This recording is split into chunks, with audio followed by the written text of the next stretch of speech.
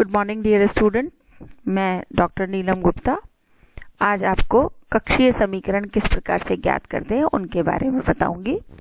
पिछली क्लासेस में हमने कार्तीय निर्देशांकों में पथ के समीकरण को ज्ञात किया था और हमने यह पाया था कि किसी भी कण का पथ अगर गुरुत्वीय बलों के अधीन कोई गतिशील पिंड है तो उसका पथ उसकी एसेंट्रिसिटी उत्केंद्रता पर निर्भर करता है। सर्वप्रथम हम निकालेंगे कि वृत्तीय कक्ष में यदि कोई कण गति करता है तो उसका कक्षीय समीकरण कैसा होगा या क्या क्या उसकी बाउंड्रीज होंगी, क्या क्या उसकी कंडीशंस होंगी। पिछली क्लासेस में हमने कॉनिक सेक्शन से इक्वेशन निकाला था, शांक परिक्षेत्र का समीकरण ज्ञात किया था। उस समीकरण को मैंने समीकरण 1 के द्वारा व्यक्त किया है, जहां पर r इज इक्वल टू मैंने लिखा है p/1 plus epsilon cos theta. Epsilon is eccentricity, उत्केंद्रता है। यहाँ पर यदि मैं इस समीकरण शांक परिक्षेत्र के समीकरण में यदि ये कंसीडर करूं कि उत्केंद्रता का मान यदि 0 हो तो हमें वृत्त का एक समीकरण प्राप्त होता है। r is equal to p हमें मिलेगा और p को हमने पिछली क्लासेस में निकाला था, p is equal to j square upon m k, that is equal to a constant. इसका मतलब हमें कण की कुल गतिशील कण की कुल ऊर्जा को ज्ञात करने के लिए जो पिछला सेक्शन था उसकी समीकरण, जो एसेंट्रिसिटी की इक्वेशन थी, वो मैंने यहाँ आज वापस लिखी है। Epsilon is equal to 1 plus 2 e j square upon m k square to the power 1/2। इसमें जैसे ही मैं एप्सिलॉन इज इक्वल टू 0 रखती हूँ तो ई का मान मेरे पास क्या आ जाता है, minus M k square upon 2j square. So this will give you the total energy of the particle. इसका क्या मायने है कि कण जो है वो एप्सिलॉन इज इक्वल टू 0 की स्थिति में वृत्ताकार कक्ष में गति करता है, या गतिशील कण का पथ एप्सिलॉन इज इक्वल टू 0 की स्थिति में वृत्ताकार होता है, लेकिन कण की जो कुल ऊर्जा है वो सदैव ऋणात्मक होती है। यदि मान लो हम आवर्तकाल निकालना चाहें तो हम निकाल सकते हैं कि चूंकि हम जानते हैं कि कण का कोणीय संवेग हमें इस गणितीय समीकरण के द्वारा व्यक्त किया गया है, j is equal to mr square omega, इसलिए इस समीकरण 2 में हमने इसके मान को रख दिया। जब समीकरण 2 में हमने इसके मान को रखा तो हमारे पास लेफ्ट हैंड साइड में क्या आया, omega square r cube is equal to k upon m। इसके आते ही हमने फिर से कंसीडर किया कि आवर्तकाल t इज इक्वल टू हम जानते हैं कितना होता है 2 पाई अपॉन ओमेगा, और t square is equal to हमारे पास हो गया 4 पाई स्क्वायर, ओमेगा की value 4 pi square upon omega square का मान रखा हमने, so k upon m into r cube. तो ये हो गया हमारे पास t square is equal to 4 pi square m upon k into r cube. यह जो समीकरण 5 है, यह समीकरण हमें केपलर के तृतीय नियम की वृत्तीय कक्षाओं के लिए यथार्थता को सिद्ध करता है, इसलिए हम इस समीकरण को कहते हैं यह समीकरण हमारा सही निकल कर आया है। उसी तरह जब गतिशील पिंड है उसका वेग कितना होगा, हमने समीकरण 4 में, ये मेरे पास समीकरण 4 था, omega square r cube is equal to k upon M.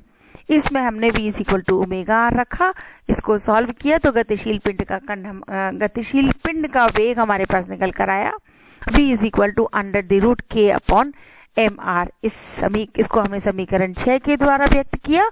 और समीकरण 6 हमें क्या बता रहा है कि जब भी केंद्रीय बलों के अंतर्गत या गुरुत्वीय बल के अधीन कोई कण गति करता है और उसकी उत्केंद्रता का मान 0 होता है तो कण वृत्ताकार कक्ष में गति करेगा तथा कण का वेग उस वृत्ताकार कक्ष की त्रिज्या के वर्गमूल के व्युत्क्रमानुपाती होता है।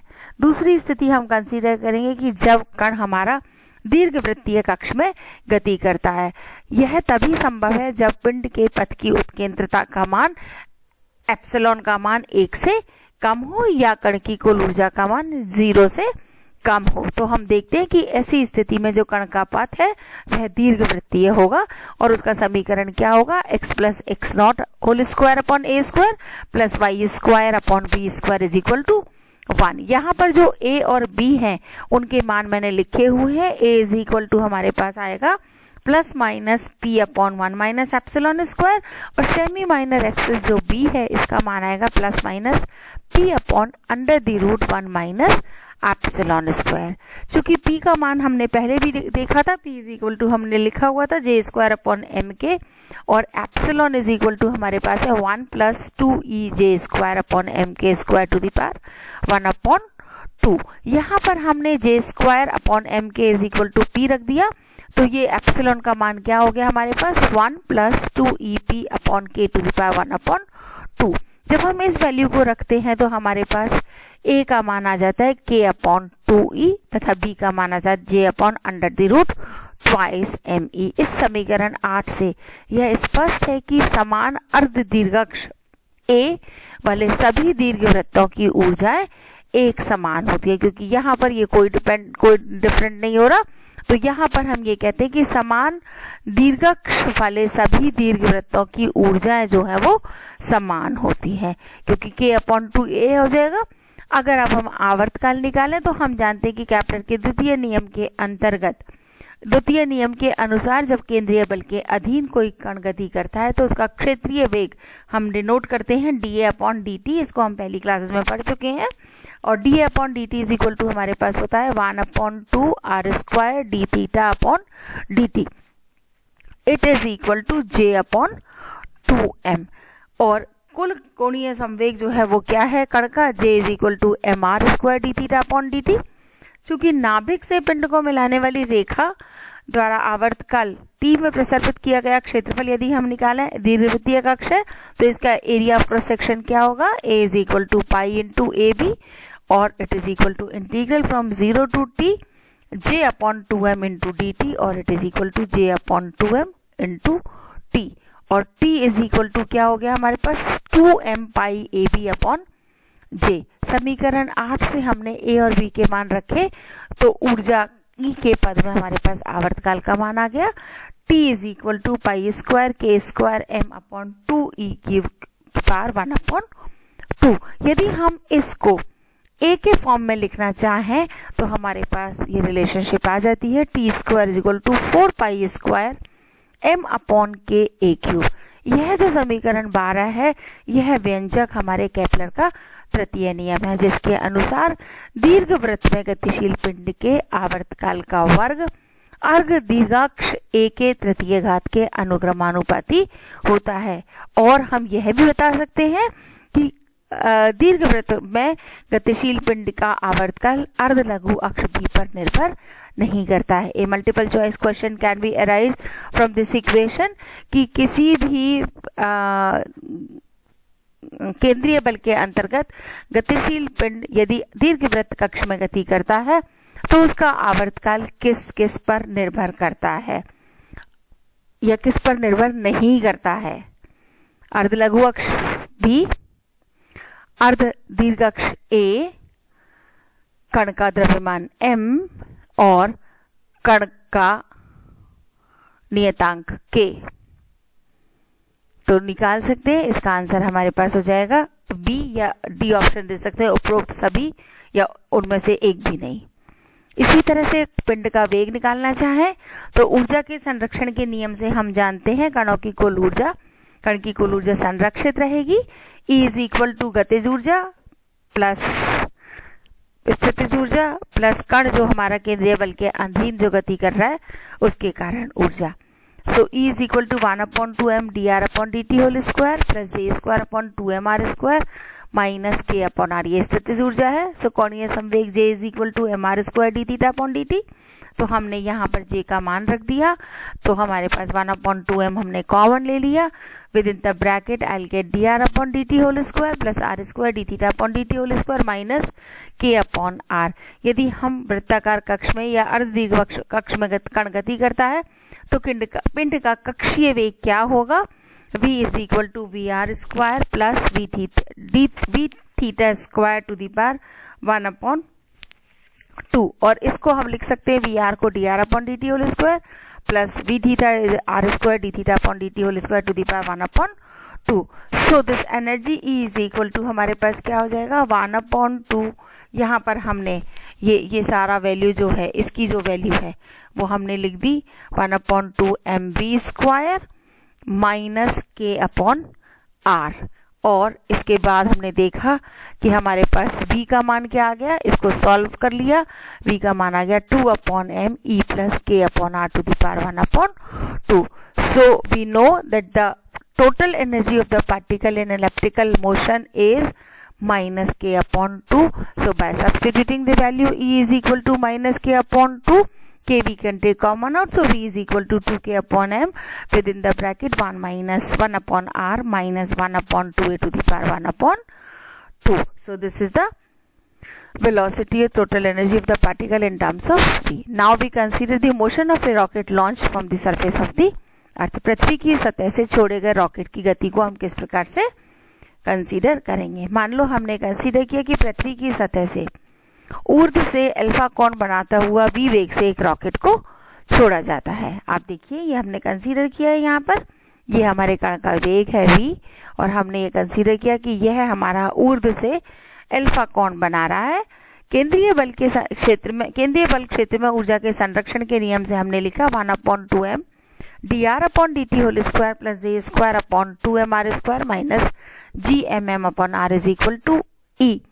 यदि मान लो पृथ्वी के केंद्र से r दूरी पर m द्रव्यमान के रॉकेट की स्थितिज ऊर्जा माइनस gmm अपॉन r है और पृथ्वी की त्रिज्या r है, रॉकेट का कोणीय संवेग j है, तो पृथ्वी की सतह पर रॉकेट की गतिज ऊर्जा 1/2mv square.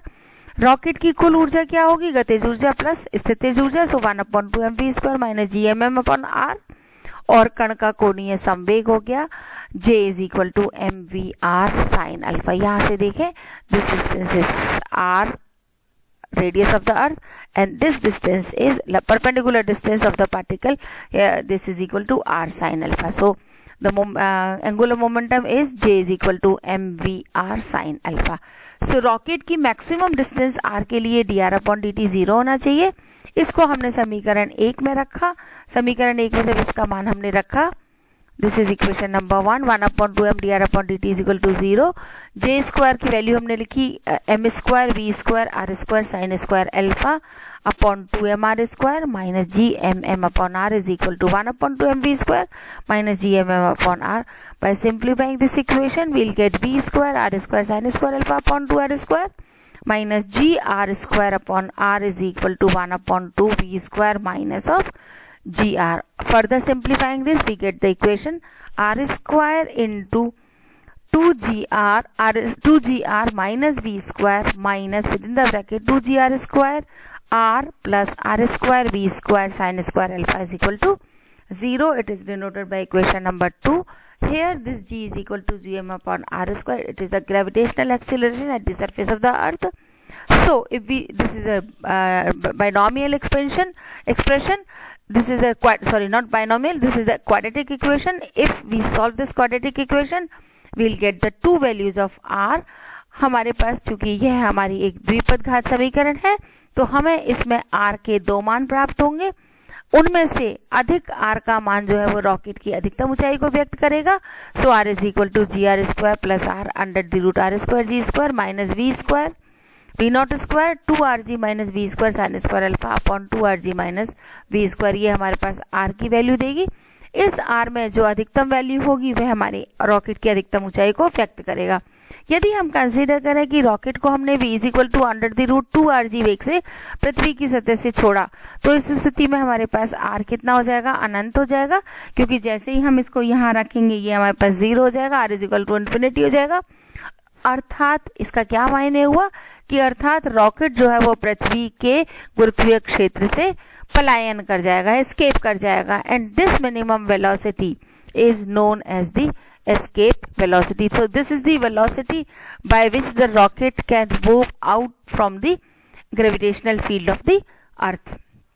So the escape velocity v is equal to under the root 2rg. This is equal to under the root 2gm upon r. If we consider how much the escape velocity for the surface of the earth, if we consider the radius of earth is 6400 kilometer and gravitational acceleration will be taken as 9.8 meter per second square, then the escape velocity will comes out to be 11.2 kilometer per second. In the second case, when we consider the velocity of the rocket is under the root rg, that is equal to 7.92 kilometer per second.